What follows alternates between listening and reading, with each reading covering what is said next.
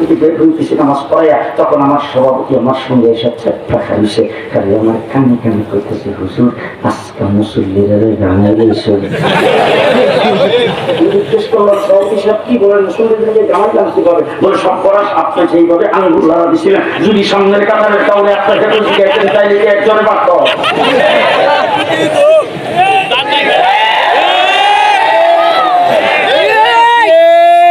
তুমি নামাজ ঠিক কথা করতে পারো না, তুমি ব্যারিস্টার, তুমি ডাক্তার, তুমি ইঞ্জিনিয়ার, তুমি ডক্টর, তুমি প্রফেসর, তুমি দেশের মন্ত্রী মিনিস্টার, তুমি বক্তৃতায় দাঁড়ায় বলো ঈদুল আজহার জানাজার নামাজ।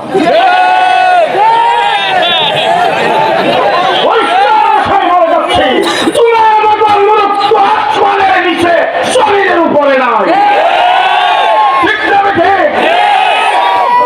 মাঠ থেকে একটা জিনিসের সিদ্ধান্ত নিয়ে যাবেন, মৃত্যু পর্যন্ত আমরা মুসলমান হিসাবে থাকবো, মুসলমান হিসাবে থাকবো, আমাদের সন্তানদেরকে মুসলমান হিসাবে রেখে যেতে চাই।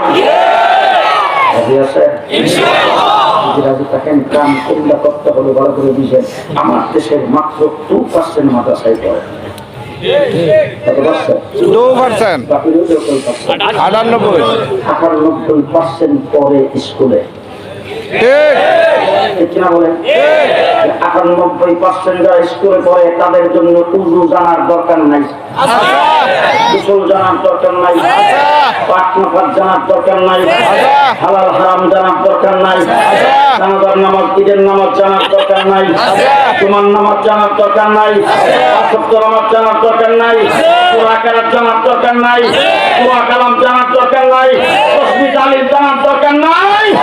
যদি সরকার থাকে 97% মুসলমানের দেশে স্কুল কলেজ ইউনিভার্সিটিতে দ্বীনি শিক্ষা আলেম ওলামায়ে কেরামের সাথে পরামর্শ করে পাঠ্যপুস্তকে বাধ্যতামূলক করতে হবে।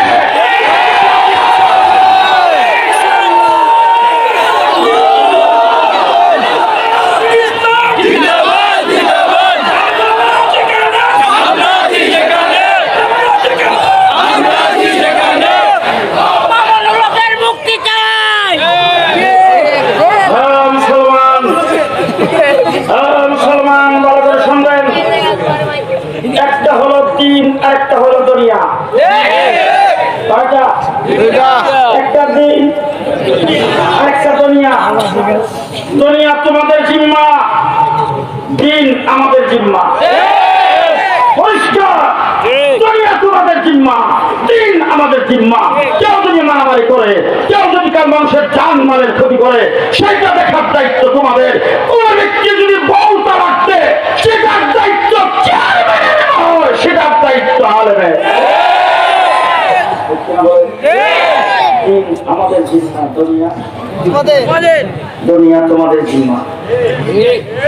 দুনিয়ার দায়িত্ব তোমরা পালন করো, দিনের দায়িত্ব আমরা পালন করবো। আমাদের দিনের দায়িত্ব পালনে তোমরা হাত দিবে না, তোমাদের দুনিয়ার পালনে আমরা হাত দেব না। পরিষ্কার পরিষ্কার, ঠিক না বেঠিক? মনে থাকবে তো, মনে থাকবে তো। দিনই কোনো বিষয় আসলে হল করে যেতে আস্তে আস্তে করবে, করবে। কোরআন শরীফ বলছে না, সারিক সারিকাতে ফাক্কু আইদিয়াহুমা, যদি কোনো ব্যক্তি চুরি করে তার হাত কেটে দাও। এখন মুফতি সাহেবকে জিজ্ঞেস করে, মুফতি সাহেবের ঘরে যদি রাত্রেবেলা সুখ ঢুকে আর উনি যদি সুখ ধরে ফেলে, দুই হাত কেটে দেওয়া দরকার। যেহেতু দেশটা ইসলামী শাসন এখানে কায়েম নাই, ইসলামিক সরকার এখানে নাই, সুতরাং প্রচলিত আইনের আওতায় ইসলামী সরকার যদি কায়েম থাকতো তার হাত কেটে দিত। এখন যেহেতু ইসলামী সরকার কায়েম নাই, উনি নিজে হাত কাটতে পারবেন না, এটাকে পুলিশের সুপরুদ করতে হবে। জিম্মা জিম্মা আলাদা আলাদা, তোমাদের এক জিম্মা, আমাদের এক জিম্মা। আমাদের জিম্মায় তোমরা হাত দেবে না, তোমাদের জিম্মায় আমরা হাত দেবো না। দিনের পাহারাদার, আমরা দিন ইসলামের পাহারাদার। আস্তে করে দিন ইসলামের পাহারাদার। বলেন বলেন বলেন, দিন ইসলামের পাহারাদার। বাংলাদেশ স্বাধীন সার্বভৌম বাংলাদেশ, এই স্বাধীন সার্বভৌম বাংলাদেশের ভিতরে যদি বাহির থেকে এমন কোনো জিনিস প্রবেশ করে অবৈধভাবে, যে জিনিসটার দ্বারা দেশের ক্ষতি হবে, সেটা ঠেকাইবার দায়িত্ব হলো মিডিয়া, পুলিশ, আর্মি, নৌবাহিনী, সেনাবাহিনী।